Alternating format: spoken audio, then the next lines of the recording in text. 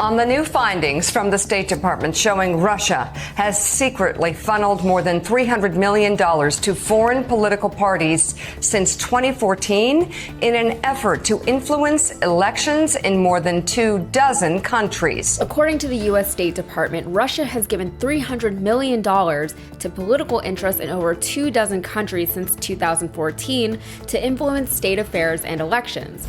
And they're not done. I'm Yasmin Khan with Rebel HQ, and the document released from the State Department said, quote, "The Kremlin and its proxies have transferred these funds in an effort to shape foreign political environments in Moscow's favor.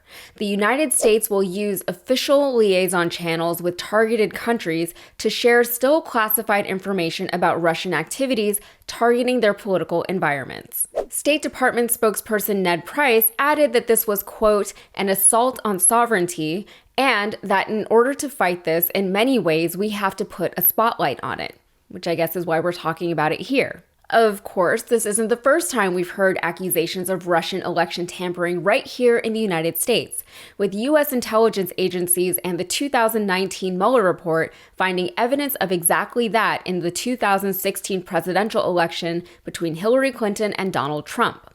This was done largely through online disinformation campaigns, and it was also found that Putin authorized a similar campaign in the 2020 election between Trump and Joe Biden. Now, as I mentioned, the 2019 Mueller report made assertions of exactly this, but the report's findings were initially withheld from the public by the Trump-appointed Attorney General Bill Barr. The report focused more specifically on Trump's collusion with Russian agents to tamper with the 2016 presidential election. At the time, Barr said that he reviewed the report and never found any grounds for charging Trump with obstruction or collusion, but just last month we learned that that wasn't true. A federal appeals panel ruled that Barr's DOJ had withheld an internal memo where the department deliberated its decision to potentially charge Trump with crimes related to collusion with Russia. The memo, which has since been released, found that despite what Barr stated publicly, the DOJ never intended or even considered charging Trump with anything, regardless of what evidence the nearly 2-year-long Mueller investigation had unearthed. Mueller turned his report into this guy, to Trump Attorney General William Barr. That's who received the report from Mueller. And right after he got the report, you might remember, William Barr released a statement about it. Barr said specifically that he was disregarding the Justice Department policy that said a sitting president can't be charged with crimes. It's because Barr said, he signed his name to it. He said, we looked at everything here. Regardless of that rule that says you can't charge him, Trump definitely committed no crimes. He should not be charged. Barr's letter said, quote, "The evidence developed during the special counsel's investigation is not sufficient to establish that the president committed an obstruction of justice offense. Our determination was made without regard to and is not based on the constitutional considerations that surround the indictment and criminal prosecution of a sitting president." Turns out that was a lie. At least a federal appeals court in Washington has just ruled that that was a lie.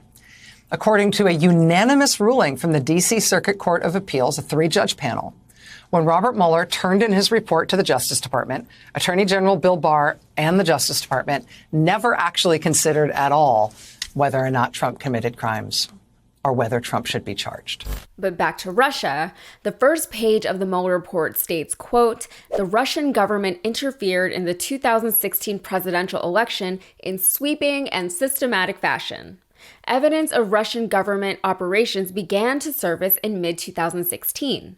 In June, the Democratic National Committee and its cyber response team publicly announced that Russian hackers had compromised its computer network. Releases of hacked materials, hacks that public reporting soon attributed to the Russian government, began that same month. Additional releases followed in July through the organization WikiLeaks, with further releases in October and November." It goes on to say, quote, "The investigation also identified numerous links between the Russian government and the Trump campaign. The investigation established that the Russian government perceived it would benefit from a Trump presidency and worked to secure that outcome." So my point in bringing this up is that it isn't any new information, just information that the right wing of our government and media has tried to downplay, distract from, or outright deny. The State Department claims that these Russian money transfers occurred in forms of cash, cryptocurrency, gifts, and EFTs going through shell companies, Russian state-owned enterprises, organized crime groups, political consultancies, and think tanks. Russia specifically targeted countries in Asia, the Middle East, North Africa, and Central America. And these findings are being declassified now as part of the Biden administration's efforts to undo recent damage done to the democratic institutions here in the US and abroad, institutions that have been deliberately demonized and damaged by conspiracy theorists and the Trump administration.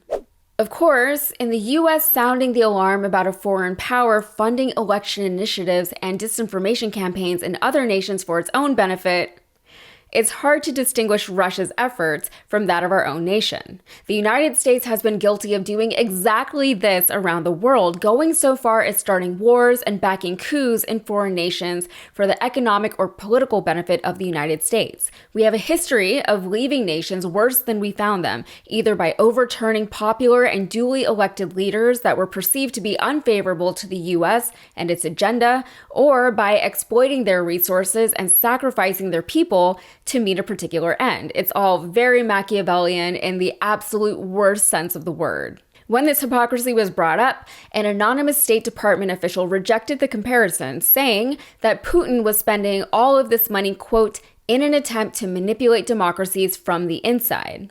State Department spokesperson Ned Price said, quote, "It is an effort to chip away at the ability of people around the world to choose the governments that they see best fit to represent them, to represent their interests, and to represent their values."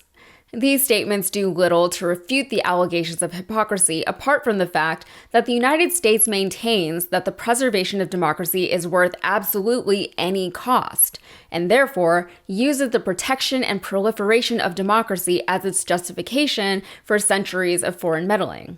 Now, I literally can't even give you a list of nations where the United States has interfered with their sovereignty and freedom to choose their own leaders and government, because the list would just be too long. We claim to be the champions of democracy, but in our efforts to supposedly protect and promote democracy abroad, we actually impede democracy, instead protecting and defending our real savior, capitalism. So while it's bad that Russia is interfering in places where Russia should not be interfering, the United States could do better to address its own history of interference for personal gain. Allegations of how bad this is don't hit quite as hard when we do the same thing. Why is it bad when they do it and not when we do it? And how do Americans, and Russians for that matter, feel about their country waging war, destroying lives, and upending economies in foreign nations allegedly in their name and allegedly for their benefit? All right, that's it for me. Please like and subscribe if you got something out of this content, and be sure to follow me over on Instagram and TikTok.